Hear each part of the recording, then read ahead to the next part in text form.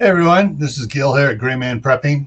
On this episode of Your Prep for Today, I'm going to be talking about odds and ends for the kitchen.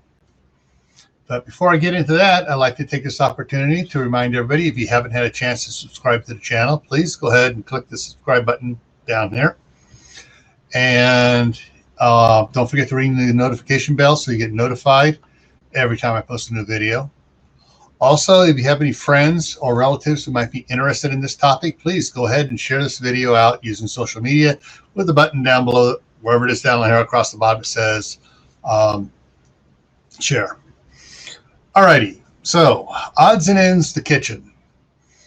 What this is all about for getting prepped is, a good part of this is for non-powered gadgets, appliances, things you have in the kitchen that you're going to need if the power goes out. Examples: manual can opener. All right, hand mixers, the little crank ones. I know we used to have them as kids when we were making pancake mix or cake mixes or anything else. We had ones with crank and it would go around and mix it up. Wheat grinders, stovetop toaster.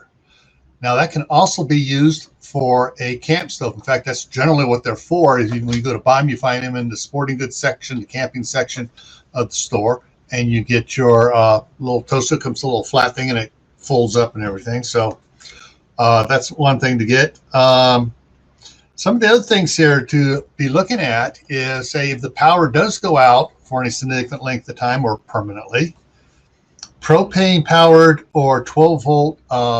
Sometimes they're called camp freezer or emergency freezers, or like a huge ice chest that are powered either by 12-volt or you hook a propane tank up to it and you can run them on propane. If your stove is electric, think about getting a propane camp stove or one of the white gas stoves. Now the propane stove you can use in the house because it puts off the same as a regular natural gas stove does.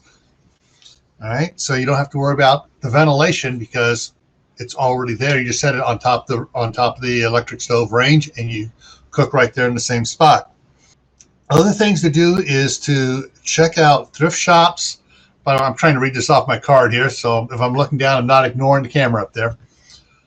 Check out thrift shops and yard sales for backup electrical appliances, because if it may not be the end of the electricity system. It just may be that there was a lightning strike on the power poles and your house got hit with a surge and everything you had that was plugged in, your toaster, your mixers, whatever was plugged in, they got a surge through them and they're now cooked. So having backup ones that you could, pull out of the garage and start using can save you a lot of hassle while you're getting new ones to replace it and dealing with the insurance company to pay for the damaged appliances. Checking here. Yep, covered that. I think I covered everything this time. If you can think of anything I missed, please put it down in the comment section there so everyone else can learn from it. And if it's really good, I'll pin it and put it so it shows up as the first comment. All righty. So as always, everyone, stay happy no matter what life throws at you. Stay safe, don't do anything foolish, and stay prepared. And we'll see you in the next video. All right, take care.